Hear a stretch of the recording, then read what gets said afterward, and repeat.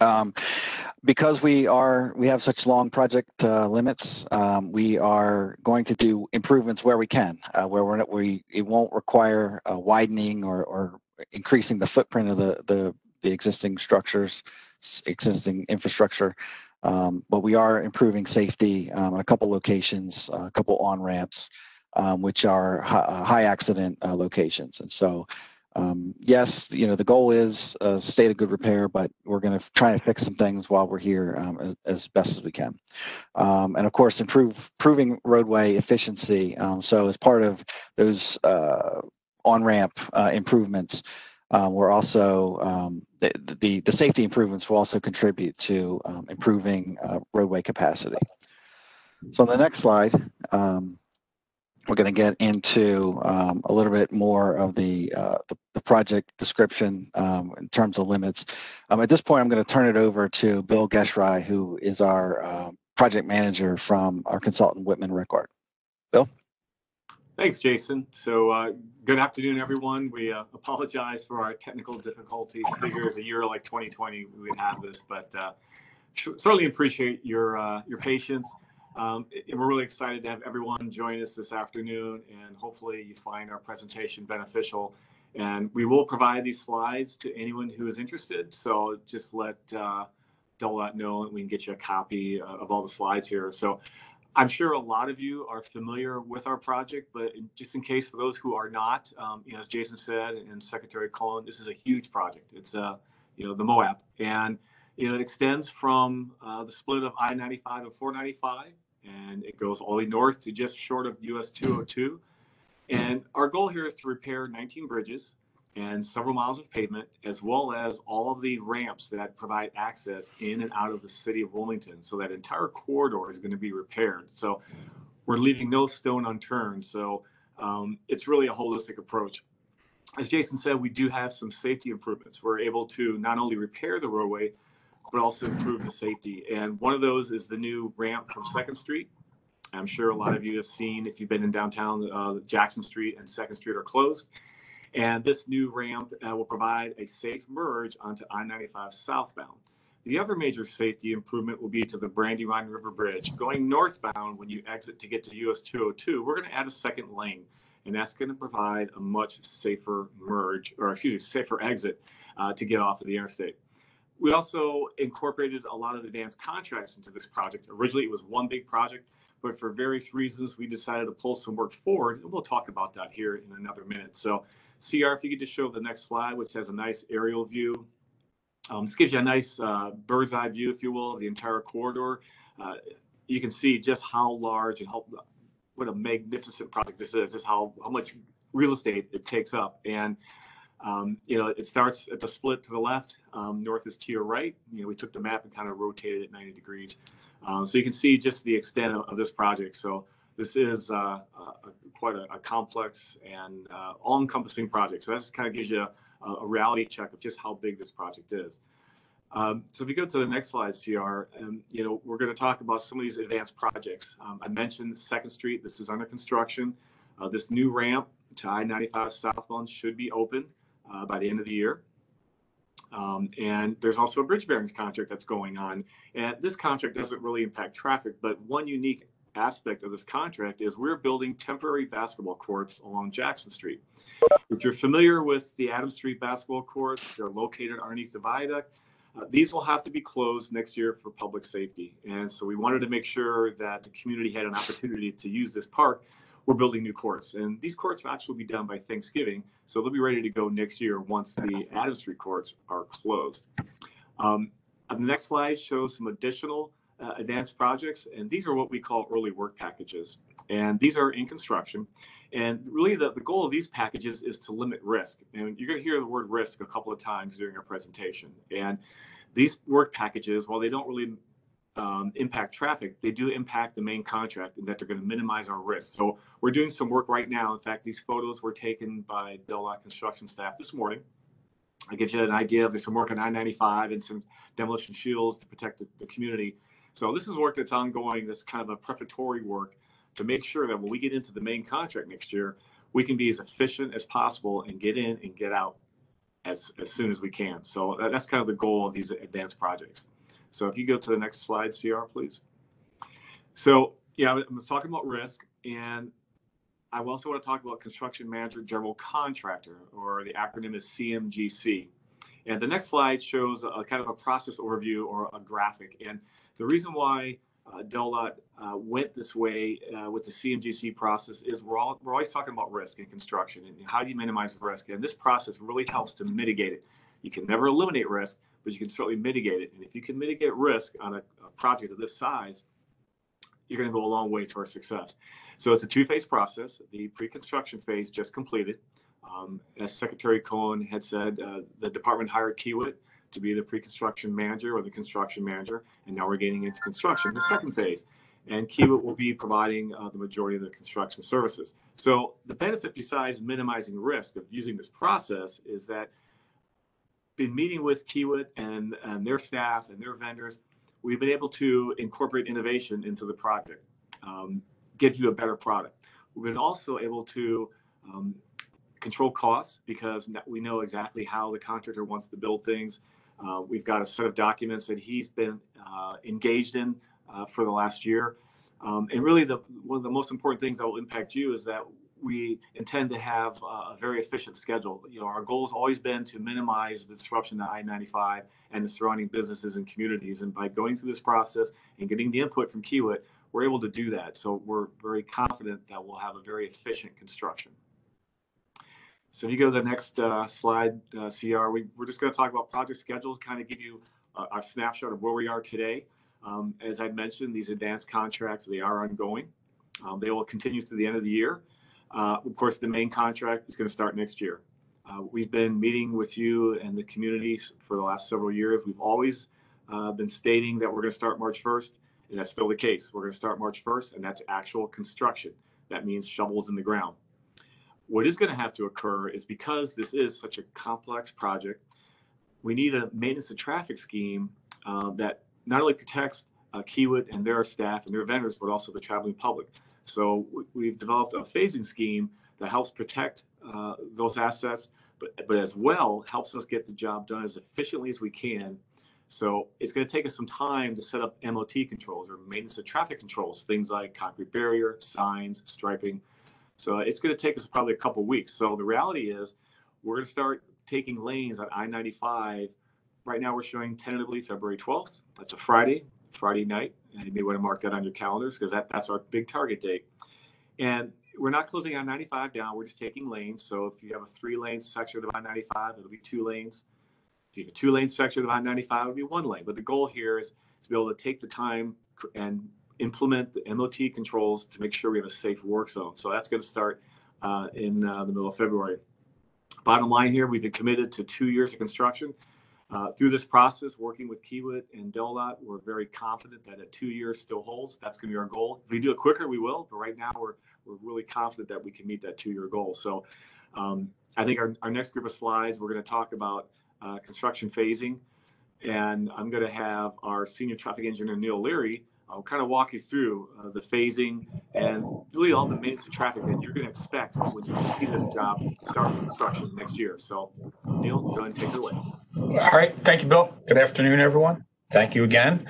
CR, you go. Thank you. So there's 4 main goals with the maintenance of traffic, and there has been a lot of effort put into coming up with an efficient MOT sequence. First of all, was to provide a safe work zone, and that's not just for the traveling public, but also for the workers that are out there. It's a very tight, constrained area. You're on bridges. So we wanted to make sure that we were, providing a safe work zone for the traveling public, but also for the workers out there. Minimize lane closures, lane reductions and lane closures. As Bill indicated, it's impossible to complete this work without losing some of the capacity on I-95. There's insufficient width out there to be able to do that. So we do have to reduce lanes. It is a max 2-year window, and we've developed a scheme to really minimize that. One of the most important things and one of the ground rules up front is access in and out of the city. There is 11 ramps in and out of the city within the project limits. 10 of those will actually have some form of pavement reconstruction as part of this project. But what we can't do is shut them all down, and we have to sequence those ramps. So there's 2 northbound off ramps. There is 3 ramps from the city to northbound 95. There is 3 off ramps from southbound 95 into the city, and there is 3 on ramps. The work will be staged, and I'll walk through phase 1A in a little bit with maps, but we will sequence the work that we will at least have always 1 off ramp from northbound into the city open, at least 2 southbound off ramps into the city open, and then at a minimum 1 ramp from the city onto northbound 95. And we've maximized the duration where we can provide 2 lanes. And then we always provide 2 ramps from the city to southbound 95. So one of the things, the big advantages that Bill touched on was being able to work with Donnie and his people during the pre-development stage, where we worked with them hand in hand and used somewhat their means and methods to help maximize the efficiency of the construction and the MOT phasing. Ultimately, what that results in is a better product for Delta overall, but also it maximizes that efficiency, which ultimately reduces the total duration of construction. And we've been able to do that by some innovative ways that I'll walk through. Go ahead, CR, sorry. So construction phasing. I'm not going to get into too much because there's a lot here. The first main phase is what I'll call phase 1A, which I do have maps that show that. As Bill indicated, that would start on that February 12th date, which is the real start.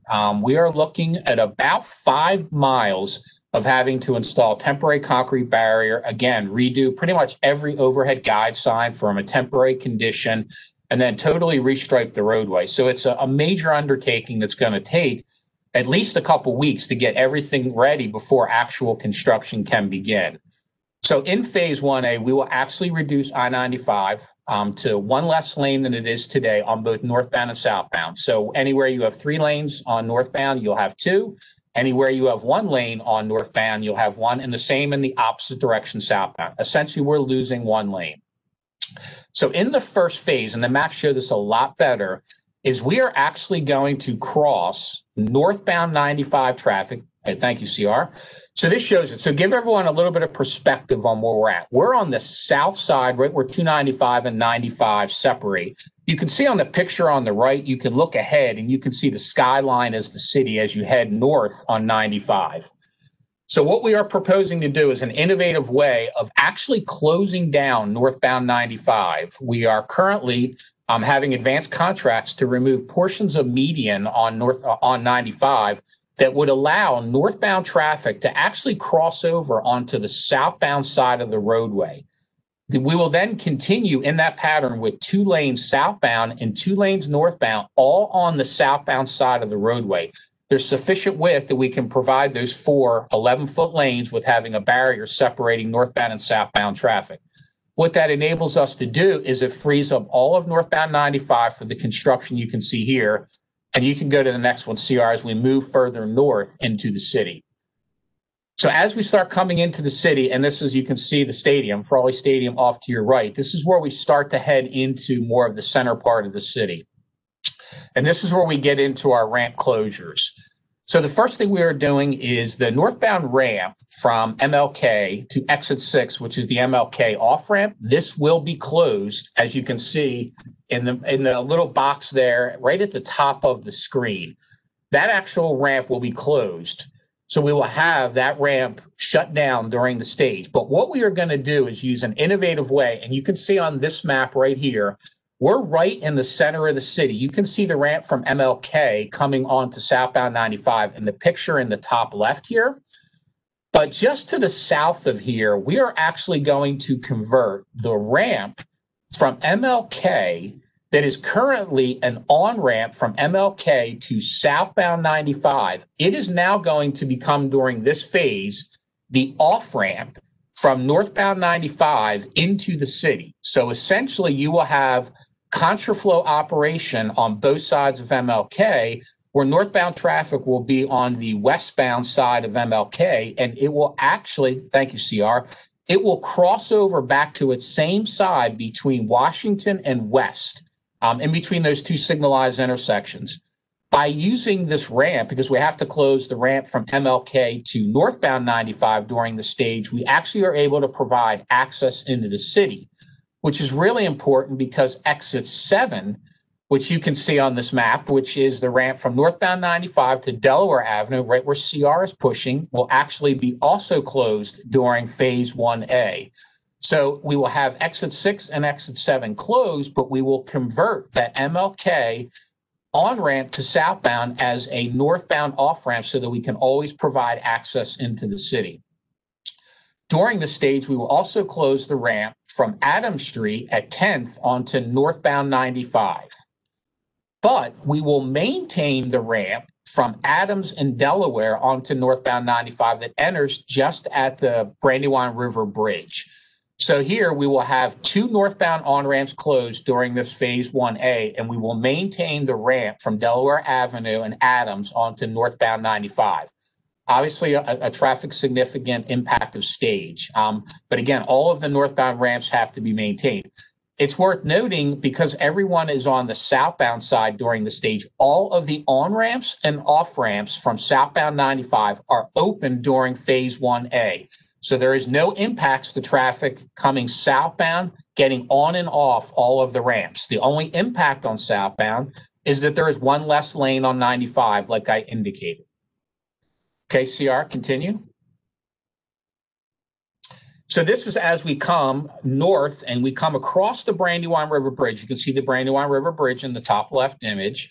As northbound traffic comes across the Brandywine, it will cross back over from the southbound side of the roadway onto the northbound side of the roadway south of the 202 exit, such that traffic can still get to 202, which, as we know, is an extremely heavy movement, specifically in the PM peak, where you have a little bit over 2,000 vehicles making that movement.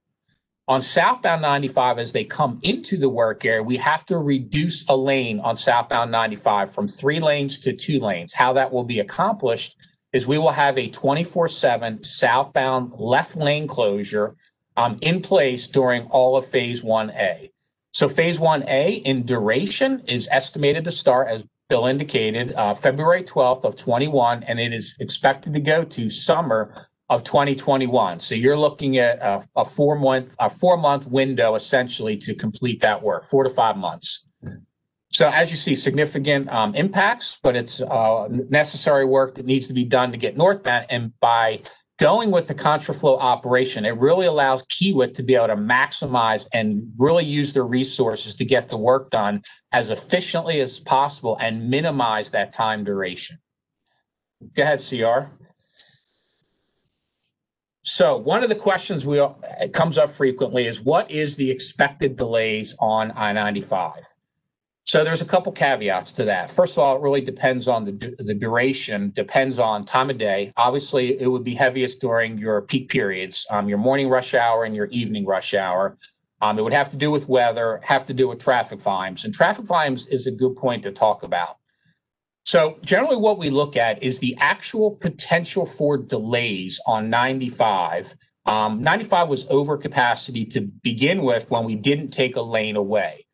It would be very easy to say traffic should just use 495. 495 happens to be a lane under capacity. So in theory, if all of the destinations that were on 95 were easily accessible from 495, it would be much less impacted. But the reality is I-95 mainly serves as an access route in and out of the city. It has much better access with better ramp access in and out compared to 495. So a lot of the desire for people trying to go into the city from places like 202, it's really not convenient to use 495. So therefore, they have to use alternate routes.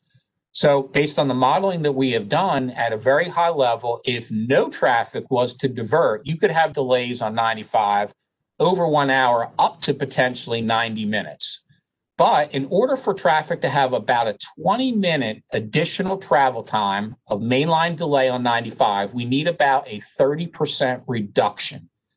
A good example is when the 495 project occurred in 2014, where there was a loss to lane where traffic essentially had to close 495 for a duration. The study showed that there was that 30% reduction. Traffic essentially diverted to other roadways during that time period. Therefore, we feel that that 25 to 30% reduction is feasible since we already have a real life test case that was done on 495. The other thing I think it's really important to note is everything that I am mentioning is pre-COVID pandemic traffic numbers. So those diversions I'm talking about are pre-COVID. So right now, there is approximately an 18% reduction daily demand volumes on I-95 from last year at the same time period till it is right now. During the AM peak period, it's about a 27% reduction in traffic now than it was last September. And during the PM peak period, it's about an 18% reduction. So essentially, we already have a significant reduction. And no one knows when the pandemic volumes will return, but everything I wanted to preface was based on the pre-pandemic numbers, and there is a much lower volume currently on 95. Go ahead, CR. So during the construction phase, and there's some things that we're really trying to mitigate. One of the things is that DelDOT has really done is really push the public outreach, which CR and his team are really going to ramp up as things get closed. We're also going to have the DelDOT app, which is going to be able to give real-time traffic information. One of the things that the department is doing for this project is they're going to implement a traffic management system that actually is going to be displaying information on portable variable message signs and then overhead permanent message signs on all the alternate routes that feed into the city of travel time information. That information will be available to motorists so they can make informed decisions on potential routes they want to use. They can also access that information through the app. So therefore, they can get real-time traffic information on what the situation is on 95 and the parallel roads leading into 95 that feed into the city. So again, the department is really going to provide a robust information on what the traveling public will see and what the travel time delays on all roadways coming in and out of the city. We're also, and I don't want to steal the thunder, but there'll be solutions on the commuting solutions that we're going to talk about in a little bit. We are also working extensively with the fire and EMS representatives. We've had several meetings already. We actually have another coming up this week. One of the big issues is because we are in a cattle chute where we have traffic with temporary barrier or permanent barrier on both sides, if there is an incident that occurs, it's going to be very hard for fire EMS to be able to respond to those incidents. So we are actually working with them right now and developing what we call tabletop exercises that would tell them by phase of construction how they can actually get to at any place on the corridor and respond to an incident, whether it's a fire truck or an ambulance that needs to be responding. We want to have these action plans up front and have no surprises when we get into construction. Those meetings are going to continue all the way up to when we start construction. I think it was mentioned, Bill, there's been a lot of local road improvements that are currently have been completed already and are still being completed that will be done. The sweep was one that was identified initially. There's a double left, for example, on 12th Street coming from 495 to make that a more capacity coming into the city from 495. Marsh Road is having improvements at the Marsh Road 95 interchange to add more capacity to give an additional route coming in and out of the city. And one of the other big things that the DelDOT has been working with the city on is DelDOT is actually going to take over signal timing within the city. So DelDOT is actually bringing on over 200 traffic signals, which is over 80% of the total signals within the city of Wilmington are actually going to be managed by DelDOT through construction. And one of the things that they have done is they are being able to communicate with them remotely, which was not possible before, such that they can remotely constantly be updating signal timing improvements in the city. The other thing DelDOT has done is they're adding Bluetooth devices all throughout the city to be able to monitor travel conditions and then, again, remotely be able to go in and modify signal timings and have that robust monitoring program during construction to minimize the impacts. Again, the other thing they're doing is they're adding additional cameras all over the city so they have real eyes on all the major intersections throughout the city.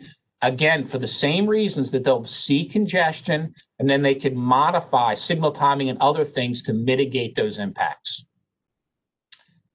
And that is it for my part.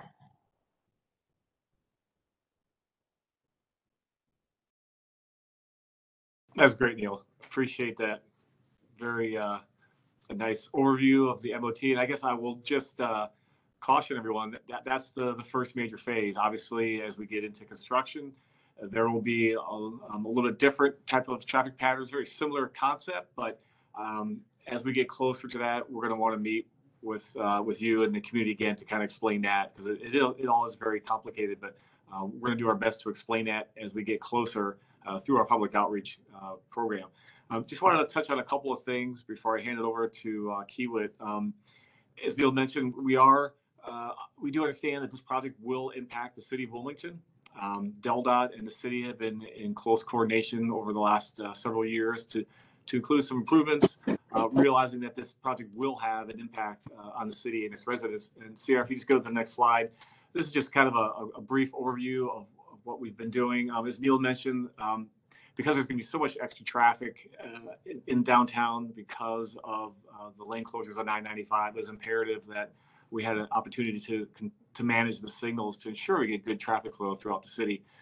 Obviously, a job of this nature with all the extra traffic, the city streets are going to take a real beating. So DelDOT has instigated a systematic program to improve the pavement and the roadways along a lot of the major routes within the city. That work is just about done. So everything's ready to go for the increased traffic volumes. One other unique thing that we worked with the city is to replace the water main. There's a water main on the 10th Street Bridge that was beginning to fail. We were concerned that it might impact construction. So we worked with the city to devise a maintenance and traffic plan. And this photo here, you can see this is an aerial shot taken earlier this year. We did an open cut on I-95 and put a new sleeve for the water main underneath I-95. So that work is actually done. So again, I mentioned earlier about trying to minimize risk, and this was a big risk item for us. We were able to work with the city and get this taken care of, and that's now kind of behind us. So with that, I think our next slide, I think we're going to get into the business opportunities. As Jason had mentioned, they had hired Kiewit Infrastructure, Inc. To manage and construct this project. So I'm going to hand it over to Donnie Aaron. He's our project manager, and he's got a few slides to talk to you about some business opportunities associated with this project. Donnie? Thanks, Bill. So as Bill mentioned, we're very grateful and honored to be on this project with DelDOT and to work with the folks and residents and businesses within the city. I wanted to give just a little background on Kiewit, if you could scroll to the next couple slides. So Kiewit has been around for a very long time. We were founded in 1884. We are a 100% employee-owned company. I'm proud to be one of those owners. And so what really drives our unique culture of excellence is that being an owner of the company, as many of our senior managers are, is that we really have a lot of skin in the game because our performance directly impacts the owners. So we're not like a lot of other contractors where we're traded on the stock market. We are very driven by that ownership. We've been in the Mid-Atlantic for several decades. We're a local contractor to the area, and we do a lot of work in Maryland and Delaware and DC and other areas, and have offices in Maryland and New Jersey, and now obviously in Delaware with the Wilmington project. We currently have a very qualified group of local craft and staff. So we are hiring a lot of, all the craft is local out of the local unions in Delaware. And then also we have a lot of staff that's either moved to the project, or we're also hiring a lot of local staff, adding superintendents and foremen to our team. So we're very happy to have those folks adding to our project team. And then we also have really developed a lot of strong relationships with the local subcontractors. We just finished a project down in Rehoboth and other jobs in Maryland and the local areas. So we are hiring a lot of local subcontractors and suppliers to support us in this project. And then last but not least, for those that don't know Kiewit, we just have a very strong reputation of an on-schedule and under-budget performance. We are very good at the highly technical, highly phased, fast-paced projects, and that's where we really thrive and strive to exceed not only DelDOT's expectations, but also you as the traveling public and the local businesses. So we've already really covered this, but I'll just hit on it a highlight. We were selected as the CMGC contractor. As we mentioned, we're starting in February although we have done some early work package work. So from all the early works that was described, Kiewit is in charge of installing the demo shields on several of the bridges that are over roadways and railroads. And as you saw in a picture earlier, we are well underway on that and on schedule for that work. That started a few weeks ago. And then as you travel on I-95, we are currently rehabilitating the shoulders in the southern end of the project in the southbound lanes. And then we installed barrier wall on the north end of the project this week. And we're starting to rehabilitate the shoulder on the north end to support that February 12th switch of traffic. So things are going very well, and we're on schedule. And DelDOT and WRA and Kiewit have been working together with a fantastic partnership to work together, solve problems, and keep the project on schedule. One thing I wanted to note is it's not too late to get more businesses involved. We are working on some final pricing for the main project that starts in February. And so we are more than happy to accept more sub and supplier quotes for any type of work, but especially the specialty types of work. And so you'll have a contact information here in a minute that if you're interested, you can certainly reach out to myself or the contact information that we're going to provide. But the more local involvement, the better. So if you look at the next slide, here are the main opportunities that we're looking for to support us with. Just quickly, some traffic control, trucking, any material supply, sidewalk and curb flat work, guardrail work, drainage, stay-in-place metal decking, rebar, bridge welding, erosion and sediment control, any landscaping, mist metals, on-site fueling, construction supplies, and of course, many more. With DelDOT's help, we've reached out to a lot of other local contractors to even take on some scopes that Kiewit would typically self-perform to provide more opportunities to the local businesses. And then the thing I really wanted to stress at the bottom is that if anybody is looking for a career with Kiewit, whether it be on the craftsman side or as a staff member, we are looking to add to our team and really bring on more local folks to help with this project. So some key contacts here. So Alex Frazier is one of our lead estimators and helping with the subcontract and supplier coordination. So certainly feel free. I know this presentation is recorded, and at any time you can reach out to Alex for opportunities. There's also an estimate email that will send inquiries directly to an estimating file that goes to all of our lead estimators. And then, of course, any staff or craft positions that folks would be interested in, you can also reach out to Alex, and he would forward that right away on to me. And we have recently hired several local staff and craft for this project. So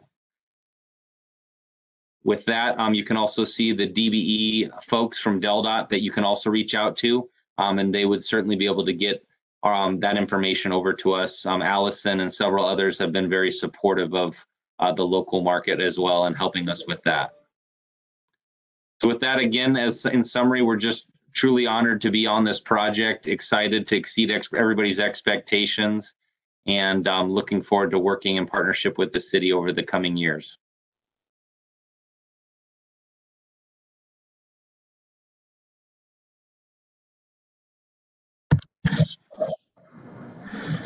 All right. Good afternoon, everyone. My name is Kathleen Greer, and I am the program manager with Rideshare Delaware. And you just heard about the overall I-95 rehabilitation project, which is named or Restore the Corridor, and particularly plans for the phase 1 of the project. And now we're going to focus on you, the employer, and how together DART and Rideshare Delaware are your resources for commuting options and transportation information throughout the state. And just so you know, Rideshare Delaware is a service of DART, and we provide a variety of free services and tools to help your company implement successful commute plans for your employees. So next slide. And Rideshare Delaware, so we work directly with you, the employer, to customize commuter plans specific to your workforce and location. We provide updates through our website, social media, and all program materials are available electronically. And We can conduct virtual or in-person meetings. We can provide displays for your lobbies. And we also lead program training sessions with management, and we can also do that directly with your employees as well. We can provide how to ride training, provide assistance with alternate work strategies, assist with how to set up pre-tax transportation benefits.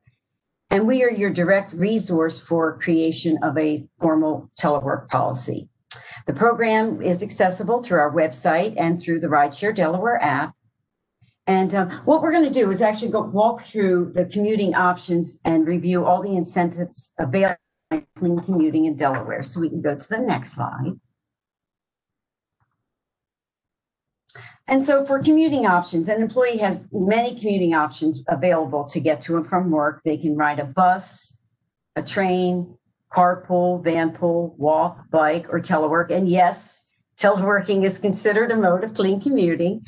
Anytime an individual takes a single occupant car off the road, they're clean commuting. And the goal of the rideshare program is actually to reduce the number of single occupant vehicles on our roadways, and then which we know will lessen the congestion and then improve the air quality in the state. We can go to the next slide. So the first mode of commuting that we're going to focus on is the DART bus. So during the Restore the Core project, the buses will be in the same traffic flow, but the upside of that is the employee has free time during the ride. And also we know it's proven when somebody, it lessens their stress level. So we make a happier employee coming to work. And then DART will also be adding a bus lane on a portion of the northbound US 13 to assist with that commuter demand. And then also we have DART's website that provides a host of information available, such as, the DART services, public announcements, rider alerts. They're just a few that I named. And then in addition to their website, DART offers some very convenient transit tools. So one of the ones is their DART Transit app. It can assist with trip planning, real-time bus information, bus routes, and then bus stop information. The DART Pass, it's a mobile fare payment app, and the rider can preload funds into the app, and then it provides the rider with a contactless payment option. And also DART is currently conducting community conversations, which are being held to present various routing concepts in and out of Wilmington and get rider feedback on their transit needs. Another push for individuals to get to know DART and try out riding the bus is through their fare incentives. Right now, DART is offering a 30-day bus pass for $60, which we know is less expensive than a monthly parking spot. And then DART is also proposing reduced fare payments and an introduction of a student fare, and then a reduction in their fare zones throughout the state. And DART manages the Sept train service from Philadelphia to Delaware, and they have trains serving Delaware's 4 train stations, and that's Claymont, Wilmington, Fairplay at Churchman's Crossing, and Newark. Due to COVID, though, the train service that is currently suspended south of Wilmington, but we do know that by the time that the construction starts, that the service will be restored. And then one of the other things I just wanted to make a special note of is that we believe that taking the train is going to be your fastest option. So if we can encourage our employees to be able to do that. And so just for reference, that taking the train from Newark to Wilmington is only about a 20-minute ride. So we know that's going to be a perk for your employees. We can go to the next slide. And so another clean commuting mode is carpooling. And so when an individual signs up for the Rideshare Delaware program, they have the ability to search for ride matches to and from work. And the match can be made, with their preference of pickup locations, such as they can start from their home, or maybe they, want to select a park and ride that they want to start at. And then the program, we can match individuals up for a van pool formation as well. And typically what we say is that a van pool trip is economical if an individual, if their commute is 25 miles or greater. And then again, the ride matching services are all free to those working, living, or attending continuing education classes in Delaware. And I just wanted to point out that on this slide here, you can actually see all the different modes that you can select for your trips. And then also this slide just happens to show you that it was highlighting the 18 van pools that were available for this one search. So it's a convenient, easy to use and navigate tool. We can go to the next slide. And then the program, we also provide the best routes to an employee. If they choose to walk or bike into work, they can enter the meeting point and their destination. And then also when they do that, it will actually pop up the whole map, which is fully displayed on their device. And then they can also select when they have that walking path or that biking route, they can also select and search for a walking buddy or a bike buddy. So that's another perk to the program. We can go to the next slide. And as I mentioned, teleworking is a way of clean commuting. And we know that COVID instantly made a number of companies, have their staff work from home and for the short term. But Rideshare, we have actually been awarded teleworking certification in teleworking, and we can provide you with all the information you need to create and implement a formal telework program. And with our proprietary telework toolkit, we have tools to assist the commuter and the employer with the commuter. We can do maybe commuter evaluation assessments. We can look at, flexible schedule options. We can conduct employee commute surveys. And then we also have a variety of checklists that help the employees with their resources for setting up a home office, for their technology needs, and then also, the safety needs that they would have at home. So again, a resource for your whole teleworking set up a telework program. So next we have the next slide, please. The next slide is just, and we can go on to the next one, are the incentive programs that we have under the DART and the Rideshare offering. So we have the DART Get a Job, Get a Ride. And so we know, with a lot of people with COVID-19 now happening, that people are struggling and maybe many have lost their jobs and they're out of work. So for people trying to re-enter the workforce, transportation is often a barrier to employment. And when they start a new job, there's typically a lag period in getting their first paycheck. So Delaware businesses now have the opportunity to partner with DART and with the Get a Job, Get a Ride program, and we manage it for them. The Rideshare program does. And this program will allow new employees, so that's, full-time, part-time, and seasonal workers, as long as they're working 20 hours per week, the opportunity to ride DART Transit during their first 30 days of employment for free. And when an when a new employee is consistently using DART, we just know that, they're going to establish clean commute habits, which will encourage and increase clean commuting throughout their career. And then in turn, it goes back to our overall goal of reducing congestion and helping the air quality in the state. We can go to the next slide. And one of the other incentives we have with the program is the Rideshare Rewards. And with that, when a Rideshare program member records their clean commutes in the program, they actually earn points for those clean commutes. And those points can then be redeemed for rewards. And we usually have over an average of 500 rewards in our program at any given time. And then the rewards, they actually consist of reduced admission to local attractions, shopping coupons, online shopping coupons as well, and then restaurant discounts. And then also we do a monthly gift card raffle. And so it's an e-gift card that the individual gets to select. And typically it always equals 100. We could do different things. We could do 4 gift cards of 25 or 2 of 50, or just have one $100 gift card. But that's, again, another incentive of the program. Next slide. And one of the nice things, too, is we just know another obstacle for commuters is when, when they think about clean commuting, they're like, what happens if I have an event or an emergency and I need to leave work? And so again, if they are registered Rideshare Delaware member, they'll get reimbursed for that cost for transportation home. So again, if an unexpected event occurs and they can't get home that same way with their carpool or their van pool, they can actually call a cab, an Uber, pay for that up front, and we reimburse them, and that's up to 5 times per year. So that's a nice incentive, and a reassurance and peace of mind for those clean commuters.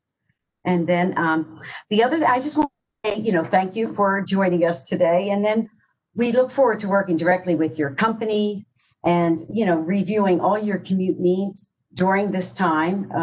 Prior to the construction starting. So you want to have a plan before that construction starts with your employee base, and then hopefully assist you're in developing specific plans for your commuters coming from different portions of the state. So I believe I'm going to turn it back to Jason now. Yep. So thank you, Kathleen. So with that, we've come to the end of our presentation. Some of the next steps, obviously, we're going to continue to reach out publicly, not just to local businesses, but through our with public workshop coming up in the fall. And as you've kind of seen throughout the presentation, and a whole host of ways to get information out as we lead up to construction as well as during construction. As you've heard, there's going to be major phase shifts and traffic shifts. And so leading up to each of those major shifts, we plan to do some specific, some more detailed and targeted public outreach so that drivers know what to expect as they enter, a changing work zone. And so with that, we can start with some of the questions. And what I'll do, I'll start with the ones in the chat box, and I'll answer as best I can, and I'll turn it over to some of the experts on the team here to help with some of the responses.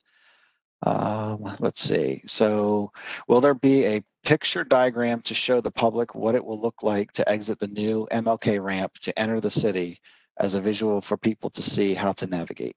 Example, normally would use Delaware Avenue exit and now taking new MLK ramp. So I'll let Neil and Bill from Whitman maybe get into some details. But as I just mentioned, as we get into some of the lane shifts, we're going to really have some targeted information and do our best to put out as much information to the drivers as possible. So Neil, you want to add to that? Sure. Yes, thank you, Jason. Along with what Jason mentioned, we are going to modify all of the overhead guide signs that will indicate that in order to access exit 7, you would take the temporary exit 6, which is the MLK southbound on-ramp. And then we have detour signage that will be in place that will direct traffic from the MLK ramp to make a left turn at Orange Street, to make a left turn on 2nd Street, to then make a right on Adams to get back to the exit 7 at Adams and 9th Street. So yes, there will be overhead signage that directs traffic to use that ramp. And then there'll be detour signage on the city roads guiding them back so that they can get back to exit 7 where they normally would have gotten off. Thank you, Neil. So next question, will SEPTA increase frequency for the Wilmington train to offer more flexibility to travel to Wilmington from the northern corridor? I know, so to date, we've been working with DART, who has been working with SEPTA on their train routes, specifically during this project. Kathleen, I don't know, or do you know where we stand with our coordination with SEPTA and if there's any increase in frequency for the trains?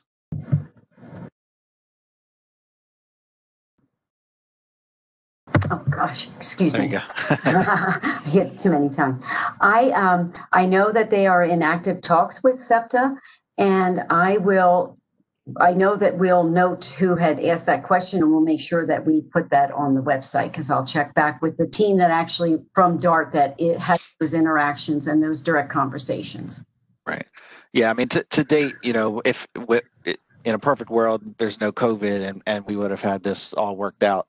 Obviously, changes in ridership over the last 6 months, as well as future planning, has kind of thrown a monkey wrench there. But yeah, as Kathleen just said, we'll make sure to get an update when we send out the responses to all the questions for today. So will those travel delay messages that Neil was mentioning extend to below the canal for northbound drivers? Neil, can you just provide kind of an extent of where our travel delay message boards are going to be located? Sure, they are all over the place, Jason. We are providing them as far back as SR1. So that we can catch traffic to take an alternate route. They'll be obviously south of the 95, 495 split to get them. We'll have them on 141. We will have them on 202. So we will have them pretty much, Jason, on all the major roads that feed into 95 to get them information so that they can potentially, like on SR1, they could in theory see information, be able to take US 13 as an alternate to come into the city. 13 to 495 as an example. So the whole point of it is to get information so that people have an alternate route and not essentially tell them at the point of no return where they can't divert onto an additional diverted roadway to minimize the impacts. So pretty much all the main roadways leading in, we have them being installed. Right. Specifically, I mean, it looks like the question is specific to below the canal, and I don't think we'll go quite below the canal, but certainly, as Neil said, we'll have them far enough in advance so that drivers will be able to take alternate routes. That's correct. All right. How much of the work is going to be done at night, and what is going to be done to minimize nighttime noise for people who live at the Wilmington riverfront where the buildings are close to 95? So obviously this is a big project. There's a whole lot of moving parts here, a whole lot of issues to balance, trying to get the construction done as quickly as possible. And so there will be some work done at night. We've worked with Kiewit, and maybe Donnie can add here in a second, to maybe schedule work so that the noise field work is done during the day, whereas some of the work can still be done at night that maybe is not as loud. But certainly it's a construction zone. It's a long, it's a accelerated, high paced project, and so there would be some night activities. Donnie, would you like to add anything there? Absolutely. So I think one of the beauties of the pre-construction working with DelDOT and WRA is with our MOT traffic scheme and putting people on one side of the freeway most of the time. That opens up larger work zones to where we can do, as Jason mentioned, a lot of that noisier work during the daytime. Of course, it is construction, and so we will be working 24 hours a day. But obviously, we're very, aware of the noise concerns. Working down in Rehoboth Beach, right near residences, we had to be very sensitive to that. But again, I think a lot of the major demolition and things like that, we'll attempt to do the majority of that on day shift to be cognizant. And then certainly, if there are complaints or concerns, we'll obviously field those and adjust our plan as needed. Thanks, Donnie. And as part of this project, we have a what we're calling like a construction liaison, Natalie Barnhart, who served as our construction liaison on the Newark, the recently completed Newark reconstruction project, Main Street reconstruction project. It worked out very well. She was able to field complaints from particularly noise, but also impacts to businesses, and then work with the contractor on ways to address to best address those concerns while keeping the project on schedule. And so Natalie is part of our team and will be the point of contact through construction, fielding these types of calls. And we have a recently completed project that it worked well, so we anticipate a similar result here. Let's see.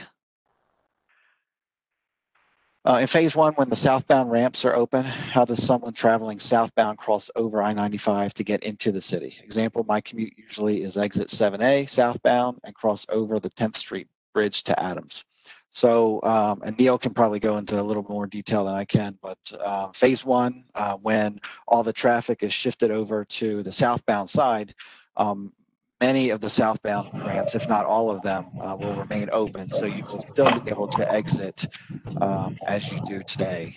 Neil, would you like to elaborate? Yep, that is correct, Jason. None of the bridges that go over 95 would be closed during this. So anyone that's exiting off of, say, 7A would still be able to access like they are today. There would be no change for them. They get impacted in phase 2A, 2B, and 2C. All right, thanks, Neil.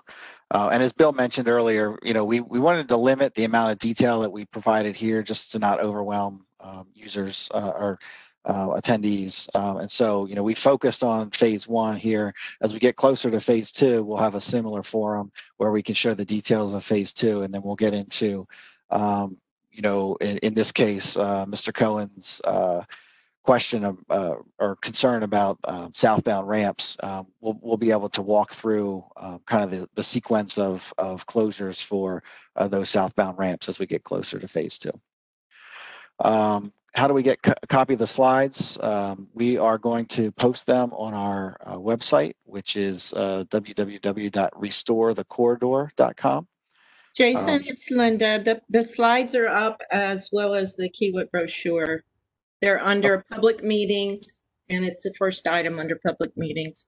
Okay, perfect. Thank you, Linda. That was quick. Yeah. Hey, one technical thing worked for us today, right? Let's see. Where will you be starting construction in February? Well, because of the speed of this project and the force that Kiewit brings with them as a company, we have this 4 or 5 mile project, and they're going to be working the extent of the project. Now, certainly there'll be areas where they'll be more focused from time to time, but this is it's not going to be a sequential project. It is, you see the phase construction where we're shifting traffic all to the southbound side. And so our work zone is the entire northbound side. And so, as soon as we, March 1st, the first day of construction, we're going to have, Kiewit's going to have access to the full extent of 95 or northbound 95 through our project limits. And I imagine, and Donnie, correct me if I'm wrong, but you'll be attacking the full length. Yeah, no, that's correct, Jason. And I think one thing you'll see again with Kiewit is we have access to a lot of resources. So there won't be a lot of areas in the north where you don't see a crew working. A lot of the activities in the south and north and the viaduct are all kind of on the same critical path. So we'll have, crews pretty much in every available work area throughout 2021. And then as we switch into 2022, back on the southbound in order to get this project done. Okay, great.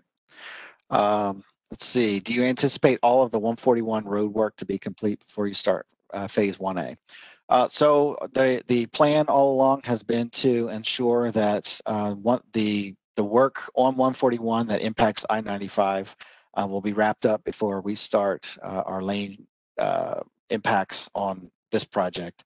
And as of our most recent project update, we were still on schedule for that to be accomplished. That means all the ramps and any of the lane intermittent lane closures on I-95 from that project will be complete before we begin our lane closures on this project.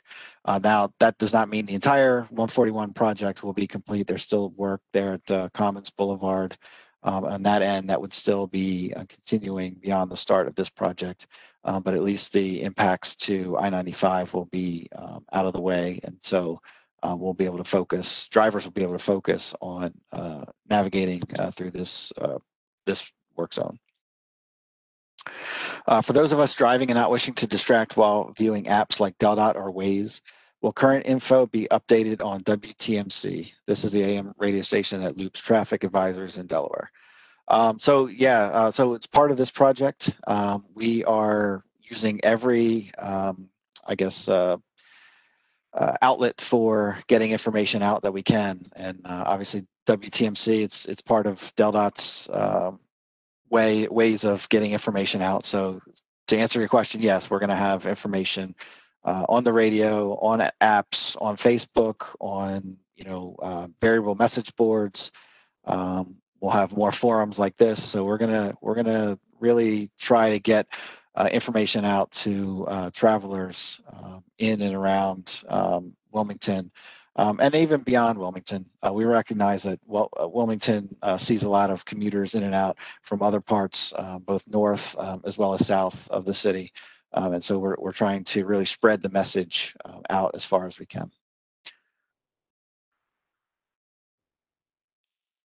Let's see, I assume once phase 2 is about to start, you will have another meeting like you did today to show everything again. If so, will we need to sign back up again or go through the website? So yes, we will have another similar meeting. What we'll do is we'll have a similar forum that would require a sign up, but we'll send the invite, the notice out to all the interested parties, just to make sure that we're getting the information out to those who have interest in the project. And then the sign up is really just more of a to make sure the platform that we're using distinguishes between attendees and presenters, and hopefully the next time we do this, we'll have a little better luck with our technology. Linda or Bill, do you want to add anything about future opportunities similar to this? Yeah, we've talked about having some additional public workshops. I mean, I think today's meeting has been very focused on certain groups, but obviously later this fall we're going to have community workshops. Our goal has always been to get the message out to as many people as we can, and it goes without saying that we hope that everyone attending today will speak to your constituents and your associates, because we're really still trying to get the message out. But yeah, once that's scheduled, the next public workshop, we'll let everyone know, and we'd love to have a really robust attendance. Yeah, I just encourage everybody to please go to the website and sign up for alerts so you can get the latest information. There won't be a lot before construction starts, but once construction starts, you should get a lot of information coming to you about the project and what's being done and what you need to watch for. Another question about noise. Is this all day time construction, or is construction planned in the evenings? As we've mentioned before, we're going to do our best to keep the loudest activities during the day, but because of the project schedule, the constrained time frames that we have to get work done, there will be some work activities in evenings and weekends. Are there additional questions?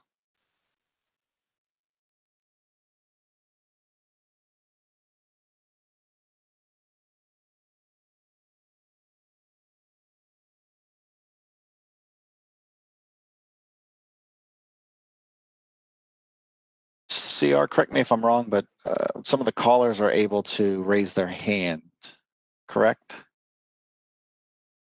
That is correct. If you do raise your hand by pushing *3, we should be able to take some additional questions if there are any.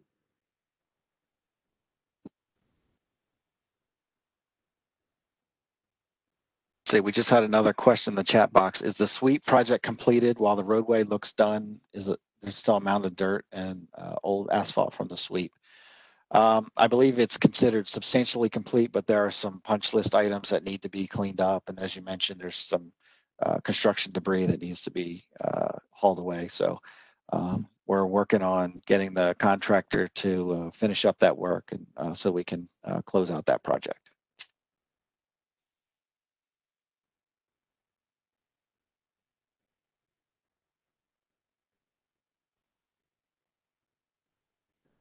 All right. Additional questions?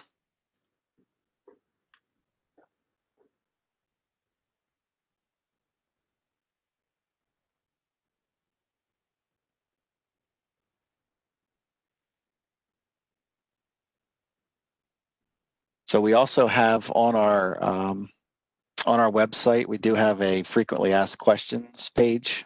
So if you do think of something afterward, you can start there and see if it's a question that we've gotten.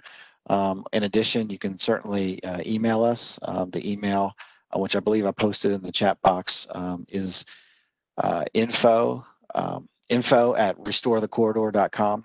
So you can certainly send emails there with any questions, and we can respond to you as well.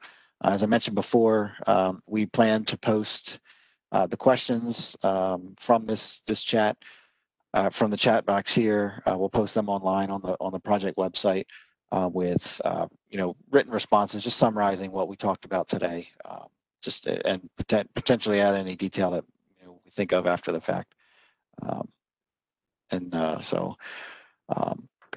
I certainly appreciate your time, your interest in the project. Certainly appreciate your patience as we, had to overcome some technical challenges today. But hopefully we'll get these all out of the way now, and the project will be smooth sailing, right, Donnie? That's absolutely right. CR, any thoughts on any additional questions or any other topics we want to hit on before we close out? Just wanted to also add, if there are anyone that is interested in having another presentation for your specific group or organization, please reach out to us and let us know. We have met with a number of businesses and educational institutions around the city over the past year, just to, again, answer some more in-depth questions about how their specific operation might be impacted and what some possible solutions are for them. So we're happy to work with all of you as we gear up for this, and please feel free to reach out to us, and we'll be responsive and do our best to help you as you're planning for your business and organization to really navigate this project. So we want to be a good resource. Again, you can contact any of us. The email for the Restore the Corridor, that will make its way to us as well. That's a good way to reach us. And we're also planning for folks to have an additional series of these before the end of the year. So we'll be holding a one for the general public. Again, we had hoped to be doing in-person sessions, but obviously that's still not likely. So again, we're looking to just continue reaching out, and we'll be working with the local legislators and also just helping to push out information. And we'll share when we're going to be doing our next virtual forum about this, and ask if you wouldn't mind sharing with your team members and employees. That would be a great help to us. And I was just reminded that for those that may be muted, you're able to click on participants, the participants tab in the bottom right, to see the participants, and use the hand raising icon if you do have an additional question that you would like to add. Of course, you can always add it to the Q&A chat box, and we can respond now. Maybe we'll give them another minute. CR? Sounds good.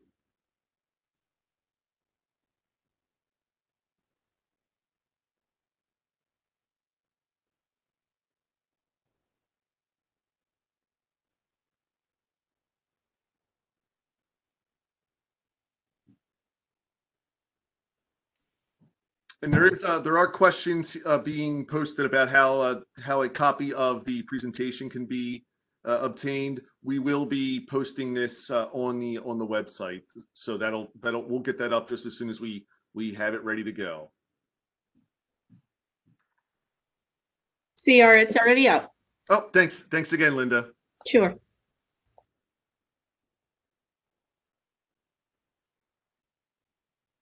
Okay, well, All right. Thank you again, everyone, for your time. We really appreciate it. Again, we know there will be more questions as we move closer and closer. Please feel free to reach out to us and let us help explain what's going to be happening when and how we can best be a resource. So really appreciate everyone taking the time today to join us. All right, thank you.